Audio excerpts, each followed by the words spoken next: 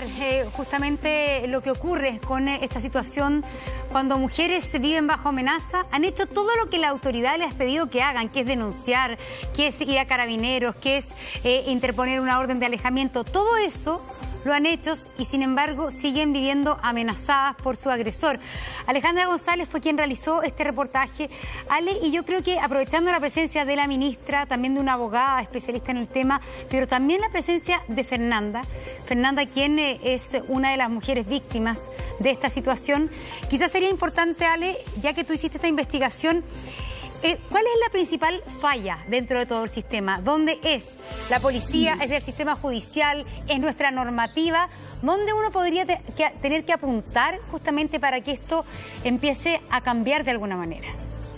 O sea, yo creo que Fernanda y Daniela son las que mejores conocen las fallas del sistema, porque esto tiene distintas etapas, desde que a la mujer muchas veces no se le cree al momento que va a denunciar, donde carabineros, que son quienes tienen que estar vigilando que se cumplan estas órdenes de alejamiento, no tienen la capacidad suficiente para poder hacer una vigilancia como corresponde. Y por otro lado también está la justicia, donde no existe una visión de género al momento de enfrentar. Hace un tiempo en el matinal mostramos la historia de Romina, una mujer que fue víctima de un femicidio frustrado y su agresor quedó en libertad.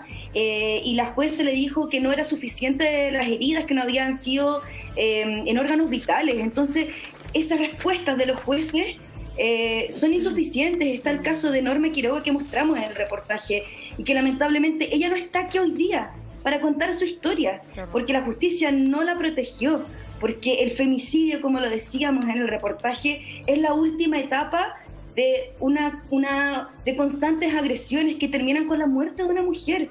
Y lo peor de todo en estos casos es que vimos la historia de Nicole, donde su agresor fue condenado a 61 días de cárcel, un hombre que 3 veces intentó matarla. ¿Qué va a pasar cuando él salga de la cárcel?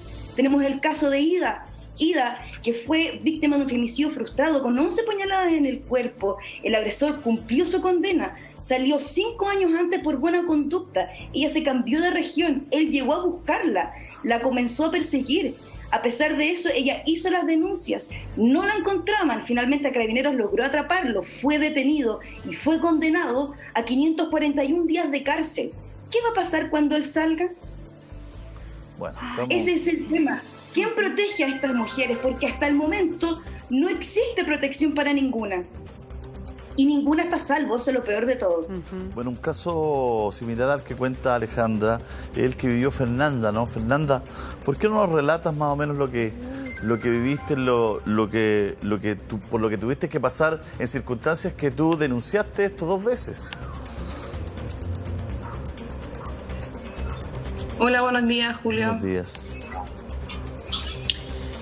Es fuerte todo esto y recordarlo es fuerte, pero ¿qué te puedo decir? Yo, después de tanta denuncia, me di cuenta que la justicia no protege a la mujer en nuestros casos. 0 protección, porque después de 4 denuncias, nadie me llamó, nadie hizo nada, solo conseguí una orden de alejamiento teniendo que mentir en fiscalía diciendo que vivía con él, porque así es la ley. Si tú no convives más de 6 meses con una persona, no se toma como... no te pueden dar una orden de alejamiento. Ya, yo me di cuenta que la justicia no sirve para la protección de la mujer. Con todo lo que viví, cada paso que hice, cada denuncia que hice, tenía tanta evidencia, tantas pruebas de amenaza, tantos audios, y ni con eso hicieron nada. Incluso hasta una denuncia mía se perdió que nunca apareció, que fue la primera que hice en fiscalía.cl. PDI, como decía en el reportaje, no me tomó declaración. No quisieron tomar mi declaración. Toqué todas las puertas que una persona agredida puede tocar. No me detuve nunca. Sí, te puedo decir que durante todo este proceso, que fueron casi 4 meses de amenazas de muerte constante, a diario, todos los días, siempre estuve con mucha precaución, mucha preocupación, atenta en cada momento por mis hijos. Yo tengo 3 hijos, ¿ya? Y yo creo que la fuerza de seguir y no parar me la dieron mis hijos, ¿ya? Porque a mis hijos no me los toca nadie. y este tipo me amenazaba de que me iba a matar mis hijos, que iba a quemar mi casa con mis hijos adentro. Por eso no me detuve.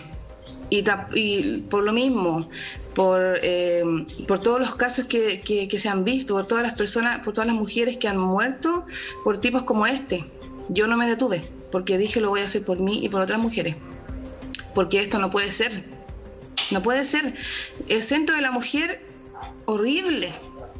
Llamé a una línea de emergencia que era apoyo a víctimas con casos como el mío. O sea, me dijeron que yo tenía que estar agredida para recibir ayuda. Yo grabé esa llamada. Yo, con toda la evidencia que tengo, es porque yo cada llamada que yo hacía o que recibía, o mensaje que recibía, yo guardé pantallazos. Tengo una cantidad, yo creo que de más de 300 pantallazos de amenaza de este tipo, porque todo lo guardé. Y cada llamada que me hacían o que hacía la grababa. Y ellas me dicen que yo no caigo en el sistema para ese apoyo porque no he sido todavía agredida. Entonces, ¿de qué me están hablando? ¿Qué apoyo tenemos como mujeres? El Centro de la Mujer, el abogado, un desastre. No te puedo decir otra cosa. Un desastre. No quiso escuchar mis audios, no tomó atención a mis pantallazos, no tomó atención a lo que yo estaba viviendo. Me dijo que yo no iba a conseguir nada más que una orden de alejamiento. Ya tenía una orden de alejamiento en ese momento por el juzgado de familia. ¿Para qué quería otra? Yo lo que quería es que hicieran algo. Nadie hizo nada. El Centro de la Mujer también ahí, en ese sentido, yo no sé cómo trabaja. Yo no quise recibir apoyo de ellos, porque después me llamaban, yo no quise recibir ningún apoyo. No me sirve su apoyo, le dije a la señora del Centro de la Mujer. No me sirve, porque a mí no me sirve otra orden de alejamiento más, si ya la tengo. Y seguían las amenazas. Yo me tuve que poner muy firme. Yo les voy a decir que yo, para poder lograr llegar a la televisión, fue porque no tuve miedo. Yo tenía sí precaución, temor a lo mejor, estaba siempre pendiente y siempre atenta de que no me estuvieran siguiendo, de muchas cosas, pero nunca me detuve, nunca dejé de salir, nunca dejé de hacer mis cosas, porque me propuse no sentir miedo. ¿Por qué? Porque el miedo te paraliza. Y tú con miedo, ¿qué haces? Paralizada, ¿qué haces? ¿Qué iba a hacer yo si no tenía ningún apoyo de la justicia y si el tipo se me cruzaba? Y yo con mis hijos. No me podía paralizar, yo tenía que saber cómo actuar y cómo reaccionar si él se me cruzaba. Fernanda. Y por eso llegué hasta donde llegué.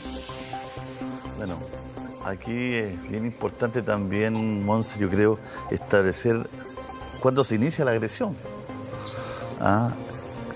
¿Cómo no va a ser una agresión amenazar a alguien, cambiar su vida, hacerla sentir miedo permanentemente, que no pueda estar tranquila en ningún momento? Claro, no hay una agresión física, pero es una agresión, finalmente. Vamos a conversar con la ministra también, que nos puede decir al respecto. La ministra Salaquet está con nosotros. Mónica, bueno, el relato de Fernanda, está el reportaje. ¿Qué es lo que piensan ustedes en el ministerio?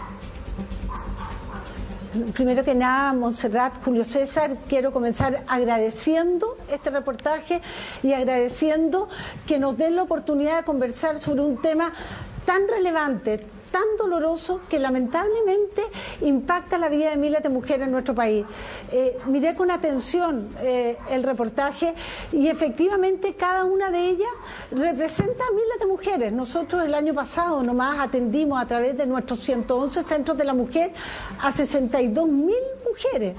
Y 62.000 mujeres puede parecer mucho, pero es poco en comparación a la cantidad de mujeres que viven en silencio este flagelo.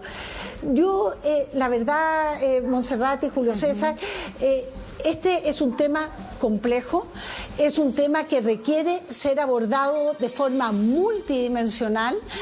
Nosotros como ministerio entregamos apoyo psicosocial y entregamos apoyo jurídico.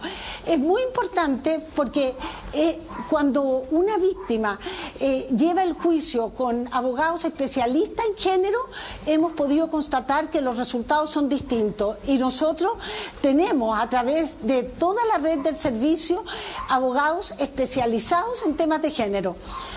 También el apoyo psicosocial es importantísimo, porque aquí no solamente necesitamos que se condene, que urge, pero también necesitamos que esa mujer que está en una situación de vulnerabilidad extrema pueda reinventarse. Y ese es el acompañamiento que nosotros le damos y también articulamos con otros estamentos del Estado. Muchas veces se requiere apoyo médico, otras veces se requiere emprender, por ejemplo, o conseguir un trabajo, otras veces las llevamos junto a sus hijos a nuestras casas de acogida hasta que les conseguimos una solución habitacional permanente. Por ejemplo, nosotros el año pasado, cuando yo asumí, hice un convenio con el MIMBU y hoy día ya te puedo decir con alegría que he sido testigo de cómo le hemos entregado soluciones habitacionales a distintas mujeres a lo largo del país, porque la solución no es simple. Es tremendamente compleja, porque recordemos que normalmente ese hombre que te dijo amar, muchas veces el padre de tus hijos es tu propio agresor. Entonces también, ¿qué es lo que sucede? Y es la evidencia que tenemos. Muchas veces son 10 hasta 15 años que una mujer se anima a hablar. Yo felicito a Fernanda. Ella fue valiente, fue valiente. Sí, lo que pasa es que estamos, de alguna manera, el reportaje de la Ale son mujeres que se atrevieron y que a pesar de eso que llaman a la autoridad a atreverse a denunciar, finalmente se chocan con un sistema que no sirve. Y estamos con Daniela, también con Daniela López, que es del Estudio Jurídico de Defensa de Mujeres. Porque aquí, Daniela, parece, hay un absurdo que es lo que le pasó a Fernanda y que le pasaba a muchas mujeres. Que cuando son amenazas, o es decir, cuando todavía no ocurre nada, pero va a ocurrir, la ley no puede hacer nada. Y cuando ya el hecho está consumado, sí puede hacerse algo. Entonces, ahí yo encuentro que es un absurdo total. Es decir, una mujer no puede ir a la comisaría de su barrio y decirle, ¿sabe qué? Este hombre me está amenazando que me va a agredir. En ese caso, el caso es desestimado. Y yo no puedo creer la paradoja que la mujer necesita ser agredida para ser tomada en cuenta o calificado eso de un delito, y después vamos a hablar de qué sirve o no la orden de alejamiento. Pero esa parte del sistema ya es empezar muy mal, Daniela. Monse, te sumo algo, una agresión que tiene que ser evidente. Imagínate. Bueno, sí, de hecho quiero partir agradeciendo el reportaje. Me acuerdo perfectamente cuando hablamos con Alejandra y su profesionalismo. De hecho, explicó muy bien lo que significa la problemática de la violencia contra las mujeres y, bueno, la vivencia de Fernanda.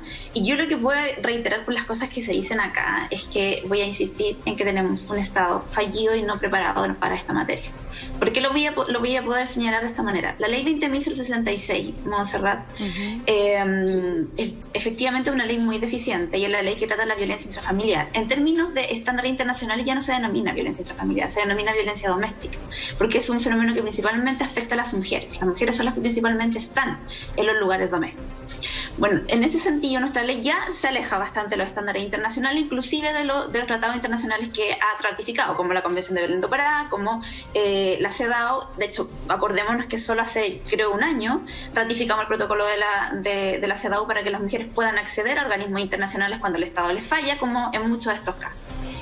La ley 20.066, con todo lo mala que es, no pide que la mujer sea agredida. Y ahí yo parto de la base que tenemos un sistema y un Estado fallido, y por tanto operadores y trabajadores del Estado que no tienen idea ni siquiera de la propia ley que tienen que manejar.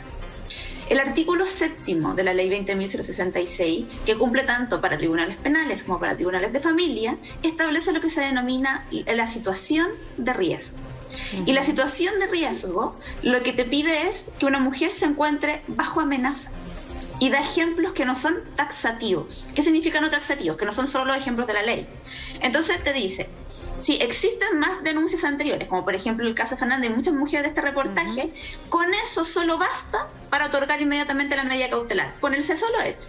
Si, por ejemplo, el agresor se niega, imagínate este ejemplo que establece la ley, que yo creo que es el único que tiene perspectiva de género, se niega a aceptar la ruptura de la pareja, también es un factor de riesgo para otorgar de manera inmediata la medida cautelar. Si tiene consumo, si tiene problemas, digamos, en el sentido de violencia, también constituye. Entonces, Partimos de la base con lo que dice Fernanda, que lamentablemente nos encontramos con profesionales que deberían estar especializados, por ejemplo, en los centros de la mujer, los cuales no manejan la propia ley.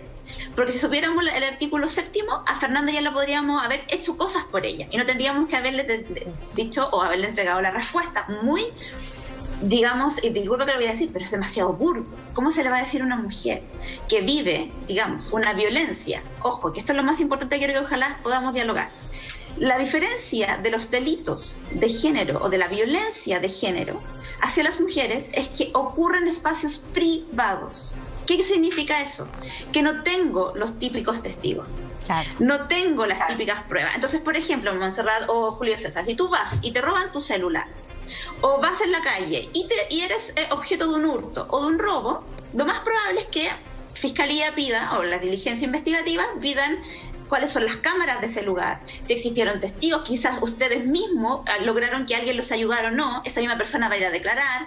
Además, y eso te voy a dar otro ejemplo, si tú vas a una comisaría y dices, robaron mi celular, nadie va a dudar de ti que robaron tu celular, te van a tomar de manera inmediata la denuncia. Pero si una mujer dice, yo soy víctima de violencia de mi pareja, ¿y cómo usted cree que es víctima de violencia? Daniela, No, pero si esos son problemas que tienen todos los matrimonios.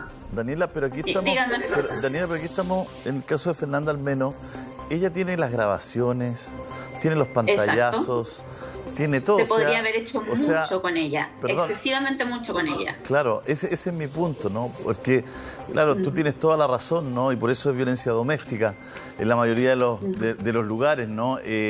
Tiene todas estas situaciones que son más complejas, ¿no es cierto? Investigar todo, pero acá... Fernanda nos cuenta que tenía todo, tiene más de 300 pruebas, tiene todo, y aún así, ¿no es cierto?, ella no contó nunca con una ayuda pertinente. ¿Por qué ocurre eso? ¿Qué es lo que sientes tú que pasa? Bueno, lo que voy a volver a repetir, una es que no tenemos lamentablemente, y cuando digo Estado quiero que se entienda de la manera más amplia, poder ejecutivo, poder legislativo y poder judicial. No tenemos en este momento un Estado preparado y capacitado para esto. No sabe entender la violencia contra la mujer y quiero ser muy categórica en eso.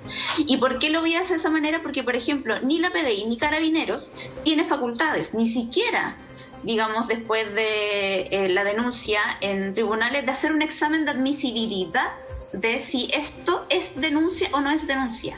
Ellos no están habilitados por ley bajo ningún punto de vista. Ellos tienen una obligación estatal. Cualquier mujer que llega diciendo que ha sido víctima de violencia contra la mujer, se tiene que tomar de manera inmediata la denuncia y no se le tiene que preguntar ni la credibilidad, ni dónde estaba, ni cómo vestía, ni por qué lo provocó, ni si se había consumido alcohol o no había consumido alcohol, si es un problema de pareja o no, o si tienen las pruebas relevantes. Porque eso no le corresponde. Eso se va a ponderar el día de mañana en tribunales. Sí. Y en tribunales, a propósito del debido proceso y como uno ofrece las pruebas, vamos a ver efectivamente si hay condena o no hay condena. Pero acá lo que se hace principalmente es hacer un examen de admisibilidad que es contra ley. No sé si me explico. No existe en la ley. Bueno, pero yo creo que también hay experiencia. Yo creo que hay especialmente carabineras que han sido de alguna manera en ciertos comisarías o tribunales que han sido justamente preparadas en todo lo que tiene que ver con violencia de género. Y que, no sé, me tocó, fui a una comisaría a hacer una denuncia de otra cosa y justo llegó una chica joven y dijo, vengo a hacer una denuncia, y ahí fue inmediatamente tomada en cuenta y había una carabinera que recibía denuncias de ese tipo. Pero acá hay una cosa que tenemos que ver también, ministra, y no sé si hay una experiencia comparada que nos pueda ayudar. Porque póngale usted que ya se hace las órdenes de alejamiento, justamente se decretan órdenes de alejamiento a tiempo, de manera oportuna. Póngale usted que el sistema en ese lado funcionaría bien. Pero obviamente que no va a haber... Un segundito. Obviamente que no va a haber un carabinero o un PDI para estar en la puerta a las 24 horas del día de una mujer que necesita protección. ¿Cuál modelo? Porque me imagino que ustedes como ministerio tienen que proponer algo. ¿Qué modelo? Sí. ¿Qué es el brazalete electrónico? ¿Qué cosa para que efectivamente una orden de alejamiento no sea solo un papel? Bueno, primero que nada, efectivamente, como dijo la abogada, nosotros necesitamos perfeccionar la ley y es por eso que está en trámite la ley de violencia integral. Logramos sacarla de su tramitación de la Comisión de Mujer del Senado. Hoy día estamos esperando que Constitución lo ponga en tabla. Es una ley que lleva demasiados años esperando en el Congreso y efectivamente necesitamos dar ese paso. Como tú bien decías con respecto a Carabineros, en ningún lugar del mundo, y es una utopía pensar que vamos a tener un carabinero para seguir a cada agresor. Pero sí hoy día, ¿cuál ha sido nuestra propuesta? Avanzar en la utilización de los sistemas electrónicos. Las tecnologías hoy día nos permiten monitorear y poder llegar a tiempo y entregarle la confianza suficiente a las víctimas. Es por eso que llegamos a un acuerdo con la senadora Muñoz y con el apoyo del Senado y hoy día está en comisión mixta la ley de monitoreo telemático. Estamos citados este lunes, yo hago un llamado al Senado, urge, he conversado con los senadores y diputados, urge promulgar esa ley, una ley que va a permitir que los tribunales de familia y los tribunales penales puedan ponerle tobillera electrónica a un acusado mientras esté en el proceso, no como hoy día que solo se utiliza en casos de personas que están condenadas. Por otra parte, Montserrat y Julio César, este año por primera vez como ministerio invertimos 700 millones de pesos, lo que equivalió poder tener en nuestras manos 10.500 dispositivos que ya están siendo entregados a lo largo de todo el país a mujeres que se atienden en nuestros centros de la mujer. Esos dispositivos permiten contactarse automáticamente con 3 personas que hemos capacitado, que la mujer que lo recibe determina quiénes son, paralelamente nos georreferencia el lugar donde ella está y se comienza a grabar lo que ella está sucediendo. ¿Pero por qué? Porque sabemos que como no existe la posibilidad... ¿Perdón? ¿Es una especie de víperes o algo puesto en el celular? ¿Cuáles son estos dispositivos? Claro, lo que pasa es que no te lo puedo explicar detalladamente por la seguridad de las personas que lo utilizan, pero sí, es un dispositivo que usa las nuevas tecnologías y que las mujeres que ya lo están utilizando se han sentido mucho más seguras y son fórmulas que hemos visto que nos pueden permitir monitorear y llegar a tiempo. Por otro lado, Montserrat, nosotros comenzamos el año pasado ya con una capacitación constante a carabineros. Hemos capacitado ya casi 15.000 carabineras en materia de género y me alegra lo que tú contaste porque hay un compromiso por parte de Carabineros de Chile que a partir de agosto de este año en todas las comisarías, subcomisarías y retenes de nuestro país va a haber un personal de guardia diurno y nocturno especializado en temas de género, porque como bien decía la abogada, nosotros tenemos un problema cultural, así como todavía como sociedad tenemos que hacer cambios importantes, indudablemente al interior de muchas instituciones tenemos que lograr que el enfoque de género se entienda en toda su dimensión. Falta mucho camino por recorrer, pero también quiero ser justa, se han avanzado, no lo suficiente, pero se ha avanzado, y también quiero reconocer a los 300 funcionarios y funcionarias de CERNAMEC y del Ministerio que trabajan a lo largo de todo el país. Yo lamento mucho que haya a lo mejor un caso o dos, yo no conocía el caso de Fernanda y yo le voy a pedir a Fernanda que se contacte personalmente conmigo, pero honestamente el año pasado atendimos a 62.000 mujeres y yo te puedo contar, porque ellas están dispuestas a contar también historias que son esperanzadoras. Esto es un flagelo terrible, es una herida que Chile todavía tiene abierta, que necesitamos un cambio cultural y por eso yo no me voy a cansar de hacer un llamado a todos y a todas. Acá necesitamos el compromiso de jueces, de fiscalía, de carabineros, de PDI, del Estado, pero también de la sociedad civil. Montserrat, yo converso con mujeres en todas nuestras casas de acogida, he recorrido el país estos últimos años precisamente conversando con mujeres víctimas de violencia. Las redes de apoyo son bajísimas. Muchas veces su propia familia le da vuelta la cara, le cree al agresor y no a ella. Ellas viven paralizadas por el miedo, por eso felicito a Fernanda que logró superar el miedo. Con mucha vergüenza me dicen, yo eso no me deja dormir porque vergüenza debiera sentir el agresor, ahí tenemos un problema como sociedad, que vergüenza sienta la víctima y muy aislada, Montserrat. Entonces esto requiere muy aislada, dígame. Sí, lo que pasa que lamentablemente usted sabe y todas nuestras invitadas saben que aquí los tiempos en la tele a veces son más cortos de lo que uno quisiera, pero ojalá que esto que hayamos conversado, Daniela, Fernanda, ministra y Ale, por cierto, también, sea solo, la verdad que es un granito de arena que estamos tratando de aportar a esta conversación, que es una conversación que como país tenemos que estar teniendo siempre, porque a veces uno la mete bajo la alfombra, aparece un caso, la saca y se vuelve a esconder. Entonces yo creo que esa es un poco el afán de este reportaje y de esta conversación, así que le agradecemos a... Estamos con Jimena Osandón, diputada de Renovación Nacional, estamos con Sebastián Torrealba, también diputado de Renovación Nacional, Gonzalo Vinter, diputado también de la República, y el alcalde de Independencia, Gonzalo Durán. Ahí estamos, ahí está nuestro panel completo. Diputado Torrealba, bueno, todavía marca la agenda, ¿no es cierto?, el funeral de Pablo Marchand. ¿Cuál es su opinión al respecto? Vamos a darle la palabra rapidito, nosotros vamos a hablar poquito porque queda poco tiempo. Bueno. Eso.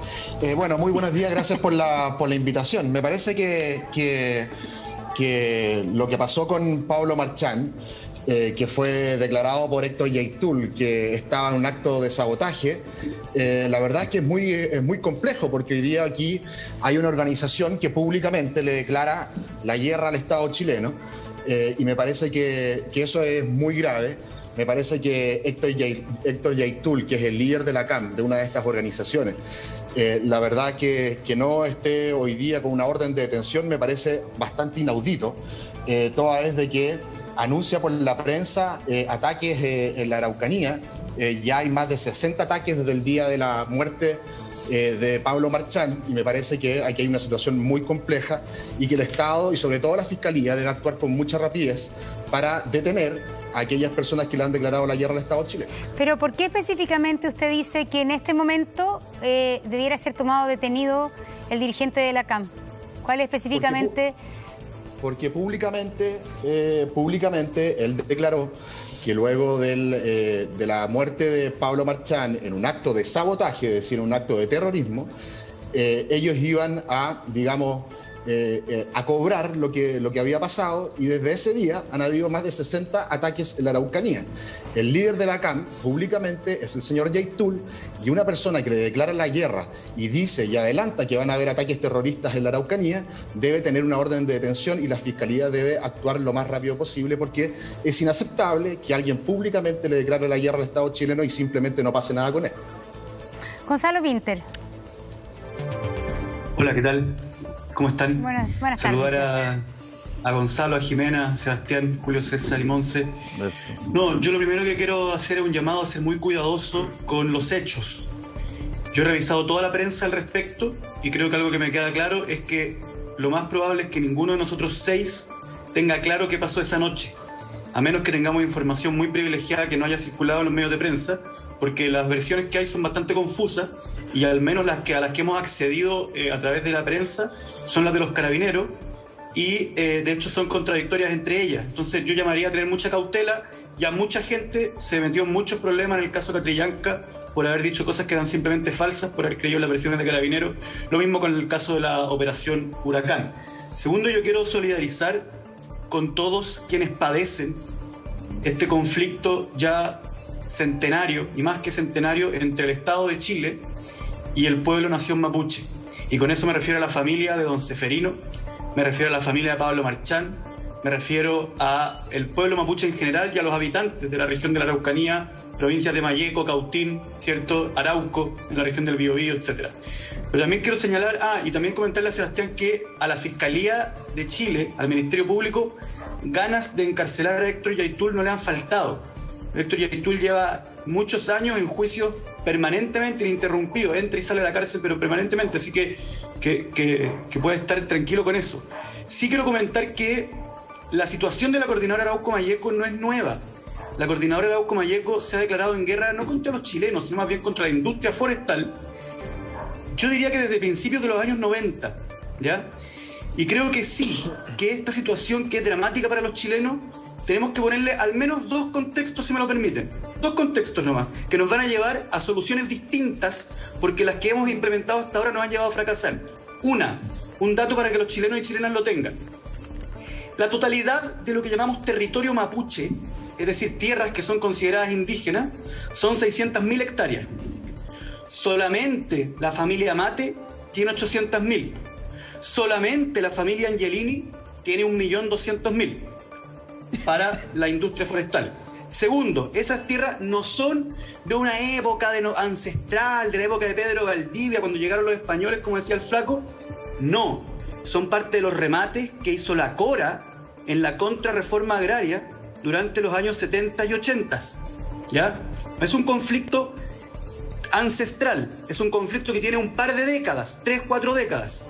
Y lo tercero, y que es relevante para entender también el contexto, y que esto nunca se dice en la tele, y perdón que lo tenga que decir, en la mitad del siglo XIX, el Estado de Chile tomó la decisión consciente en el Congreso, con debates legislativos, coordinada entre esos 3 poderes del Estado, de invadir un territorio que reconocía como un territorio ajeno y fronterizo, con tratado firmado, Tratado de Tapigüe de 1825, a través de la violencia. Ese proceso dejó, hay incertidumbre, porque no está bien registrado, entre 14.000 y 30.000 muertos. Hubo batallas, hubo generales, etc. Si el Estado de Chile conscientemente, con discusión parlamentaria, decidió invadir un territorio mediante la violencia para sustraer esas tierras y implementar la industria forestal, es de alguna forma natural que veamos este tipo de situaciones. Y cierro con esto. La idea de simplemente pretender derrotar a esta situación a través de la violencia es una idea que fracasó. Ya que la violencia ha fracasado, es el momento de la política. ¿Cómo lo ve, Jimena, diputada? Buenas tardes. Hola, ¿cómo están todos? Gracias por la invitación. La verdad que, primero que todo empatizar con la familia de Pablo Marchand. Yo siempre pienso que aquí hay una madre detrás, me pongo siempre en la posición de ella, más allá de la causa política, ¿no?, que se está viviendo. Pero yo ahí quiero discrepar un poquitito con mi amigo Winter en el sentido de que efectivamente uno tiene que averiguar mucho porque se cometen errores, pero también las imágenes hablan por sí solas. Cuando vemos un funeral con una guardia armada, con armamento de alto calibre, muere este chiquillo y la misma CAM llama al funeral, dice porque él cayó combatiendo contra las forestales. Efectivamente hay un tema muy complejo y ahí yo entiendo lo que está diciendo el diputado Winter, porque tiene razón, esto es una historia larga hacia atrás. Pero es muy potente esa imagen, ¿no? Estas armas, yo no soy experta, los M16, no sé cómo se llaman, pero parece que son de alto calibre y no podemos seguir diciendo que son las armas que se le desaparecieron a Carabineros o al Ejército. Alguien aquí está financiando esto. Ellos mismos reconocen que existe un combate contra las forestales.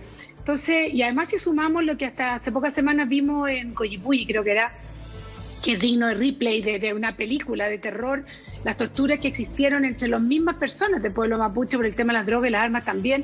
La verdad que la situación es muy compleja y la Fiscalía tiene una tremenda tarea que hacer. Y hoy día el mismo fiscal nacional le da ánimo, en el diario al menos yo lo leí hace un rato, a sus fiscales, los que están trabajando en esta macrozona sur, donde está todo este problema, para que sigan haciendo su trabajo, que no sientan miedo, porque aquí hay una cosa muy distinta. Efectivamente, hoy día hay un combate, hay una guerra.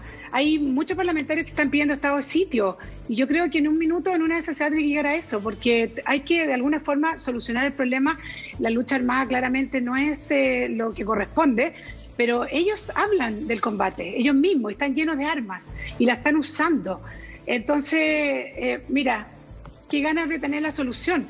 Pero aquí claramente hay un tema histórico también que hay que respetar. Yo creo que la nueva Constitución es una tremenda oportunidad también para resolver esos problemas, pero claramente uno no puede permitir la violencia como mecanismo ni carretera, digamos, para solucionar este tipo de problemas. La palabra la tiene de inmediato para que alcance Gonzalo Durán. Gonzalo. Muchas gracias. Buenas tardes a todos y a todas. Yo en general quiero decir que parto suscribiendo completamente lo que ha dicho Gonzalo Winter. De hecho, cuando Gonzalo Winter dice esperemos la clarificación de la información de parte del Ministerio Público, de la Fiscalía, se refiere a los acontecimientos que significaron la muerte de Pablo Marchand y el estado de gravedad de Ceferino. No está referido a las imágenes que vimos.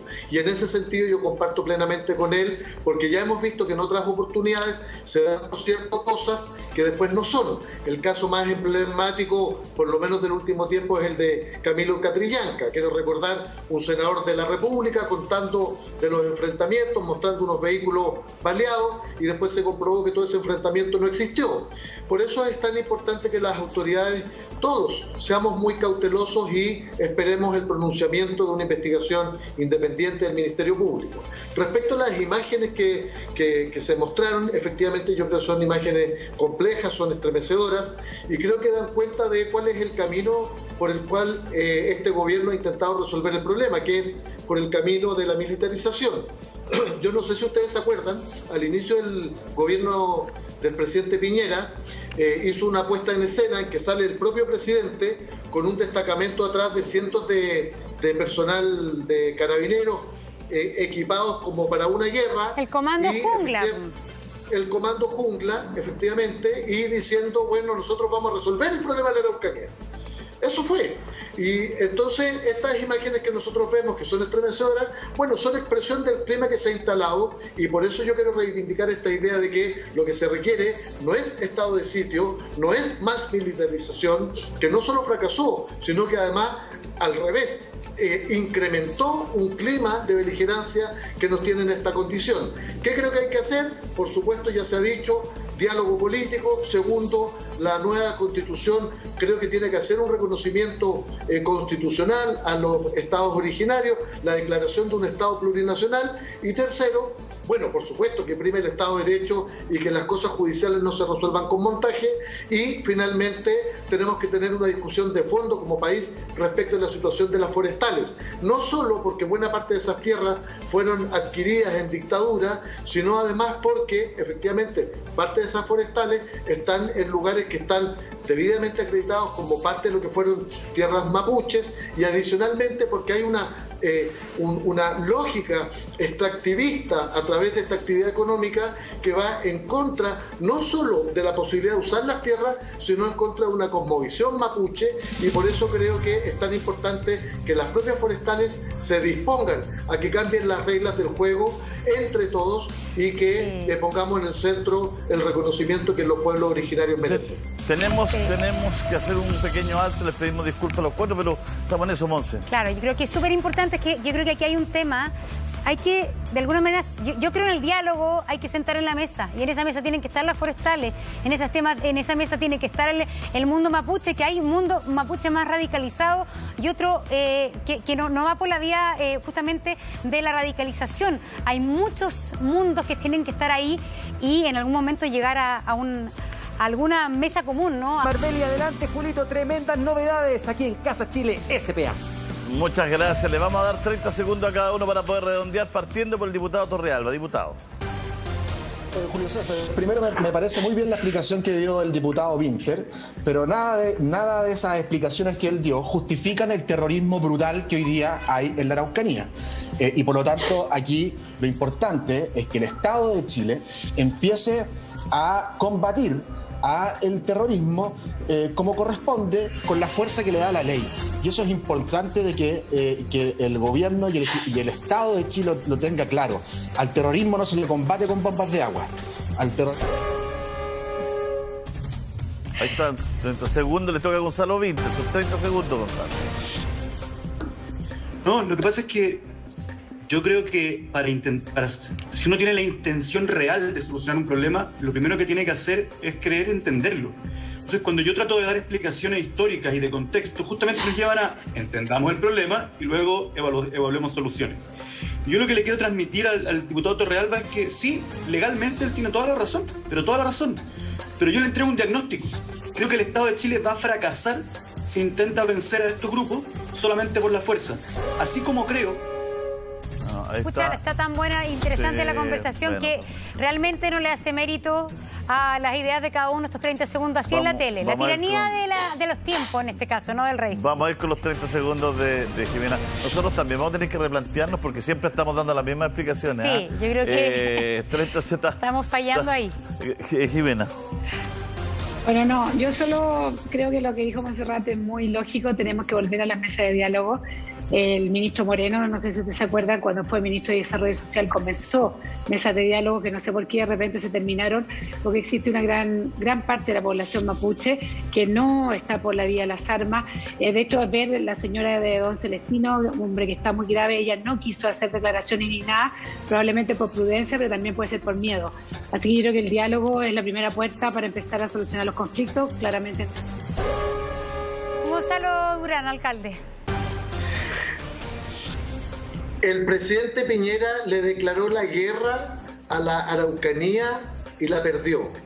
Le declaró la guerra a los chilenos y chilenas en el estallido social y la perdió.